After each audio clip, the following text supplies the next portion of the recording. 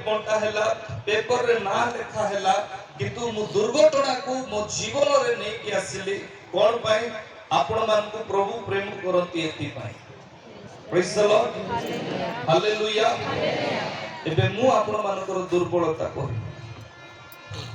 कोनो से गोटे 45 मिनिट रो प्रसंग को नै कि अभिषिक्त दास माने से माने ठिया होंते नै जा 45 मिनिट भाषण मार देबे आ पळाइबे से 45 मिनिट रे 45 वर्ष रो काम हेबो प्रेज द लॉर्ड हालेलुया एथि पई जाजक मानन को कोहा गला तुमे जो वस्त्र परिधान करिवो सेई वस्त्र को तुमे अभिषेक करिवो आउ सेई वस्त्र को तुमे कोन करिवो ना प्रकृत रे ताहा को अर्थात धारण को जेतबेले से वस्त्र को पिंधा गला से वस्त्र पिंधिला परे अंटारे भिड़िला परे सब हैला परे मुकुट को पिंधैला परे मुकुट ऊपरे लेखाइछि अभिषेकार्थे तैल हारण रो मस्तक रे ढळा हैला गोटे वस्त्र को याजकीय वस्त्र को केते प्रिपरेशन काई की करा होछि गोटे विषय पाए अभिषिक्त करा होछि कारण ताहा पवित्र अटे हालेलुया हालेलुया कोन अटे पवित्र अटे पवित्र रहिला परे गोटे व्यक्ति अभिषिक्त हुए पुरातन नियम हो किंबा नूतन नियम हो बिना पवित्रता रे केबे मध्य गोटे व्यक्ति अभिषिक्त हेई पारिबो नाही हालेलुया जेते बेले मनुष्य को प्रभु गोटे दिग निरूपण कले रखिबा पाई केउ दिग पूर्व दिग केउ दिग पूर्व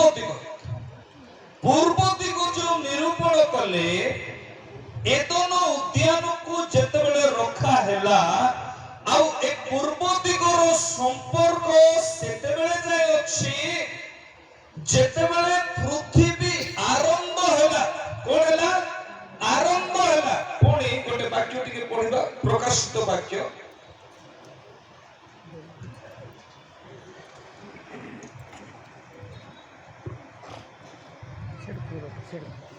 प्रकाशित 16 पर्व माइक रे पढिबे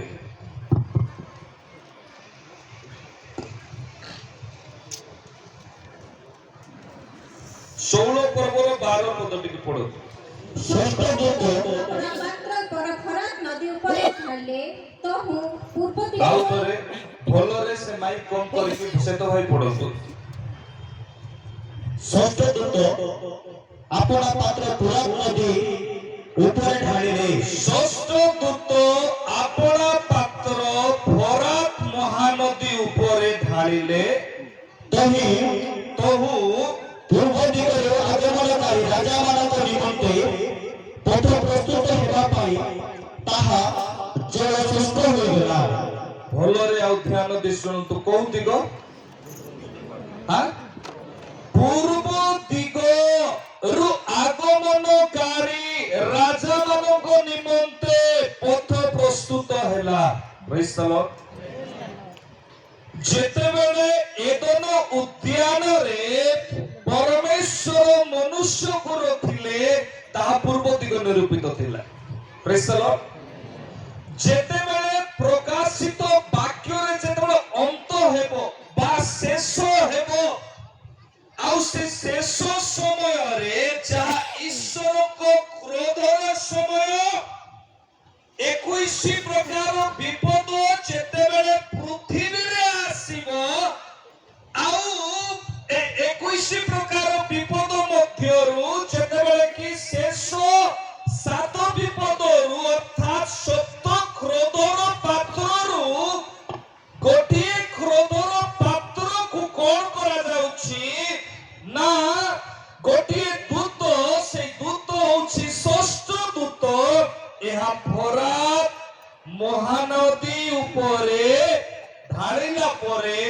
ଜଳ ଶୁଷ୍କ ହେଲା। ହାଲେଲୁୟା। କେଉଁ ଦିଗରେ? ତହୁ ପୂର୍ବ ଦିଗରୁ ଆଗମନକାରୀ ରାଜାମାନଙ୍କ ନିମନ୍ତେ ପଥ ପ୍ରସ୍ତୁତ ହେବା ପାଇଁ ତାହାର ଜଳ ଶୁଷ୍କ ହେଲା। ମୋ ପ୍ରିୟ ପ୍ରଭୁଙ୍କ ଲୋକମାନେ, ଯେତେବେଳେ ଏଦୋନରୁ ଗୋଟିଏ ନଦୀ ବାହାରିଲା, ଚାରି ଧାରାରେ ବିଭକ୍ତ ହେଲା, ଆଉ ସେତେବେଳେ ଗୋଟିଏ ନଦୀର ନାମ ହେଉଛି ଫରାତ ମହାନଦୀ ବା ଫରାତ ନଦୀ। ହାଲେଲୁୟା। ଆଦି ପୁସ୍ତକ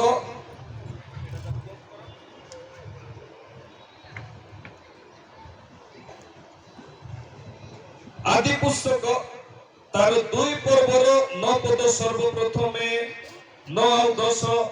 ସଦାପ୍ରଭୁ ପରମେଶ୍ୱର ସେଇ ଭୂମିରୁ ନାନା ଜାତୀୟ ସୁଦୃଶ୍ୟ ଓ ସୁଖାଦ୍ୟ ବୃକ୍ଷ ପୁଣି ସେହି ଉଦ୍ୟାନର ମଧ୍ୟସ୍ଥାନରେ ଅମୃତ ବୃକ୍ଷ ଓ ସତ୍ ଜ୍ଞାନଦାୟକ ବୃକ୍ଷ ଉତ୍ପନ୍ନ କଲେ। ଉଦ୍ୟାନରେ ଜୟସୁନାଥେ ଏଦୋନରୁ ଗୋଟିଏ ନଦୀ ନିର୍ଗତ ହୋଇ ସେହି ସ୍ଥାନରୁ ଭିନ୍ନ ଭିନ୍ନ ଚାରି ଧାରା ହେଲା। ସେହି ସ୍ଥାନରୁ ଭିନ୍ନ ଭିନ୍ନ ଚାରି ଧାରା ହେଲା। ତାପରେ ପ୍ରଥମ ନଦୀର ନାମ ପିସନ, ତାହା ସ୍ୱର୍ଣ୍ଣ ଉତ୍ପାଦକ ହବିଲା ଦେଶ ସମୂହକୁ ବେଷ୍ଟନ କରେ। ସେହି ଦେଶରେ ସୁବର୍ଣ୍ଣ ଉତ୍ତମ, ପୁଣି ସେଠାରେ ମୁକ୍ତା ଓ ଗୋମେଦକ ମଣି ଜନ୍ମଇ। ଦ୍ୱିତୀୟ ନଦୀର ନାମ ଗିହନ, ଏହା ସମସ୍ତ କୁଶ ଦେଶ ବେଷ୍ଟନ କରେ। ତୃତୀୟ ନଦୀର ନାମ ହିଦେକେଲ, ଏହା ଅସୁରୀୟ ଦେଶର ସମ୍ମୁଖ ଦେଇ ଗମନ କରେ। ଚତୁର୍ଥ ନଦୀର ନାମ ହେଉଛି ଫରାତ। এই ଯୋଉ ভিন্ন ভিন্ন চারি ধারা এই নদী ভাগ ହେଲା, এই ଭାଗ ହେଲା ମଧ୍ୟରୁ এই ଯୋଉ ନଦୀ ବାହାରିଛି, ଏହା ଗୋଟିଏ ଜାଗତିକ ନଦୀ ସହିତ ଗୋଟିଏ ଆତ୍ମିକ ନଦୀ ଅଟେ। ଏ ଆତ୍ମିକ ନଦୀର ଗଭୀରତା କଣ?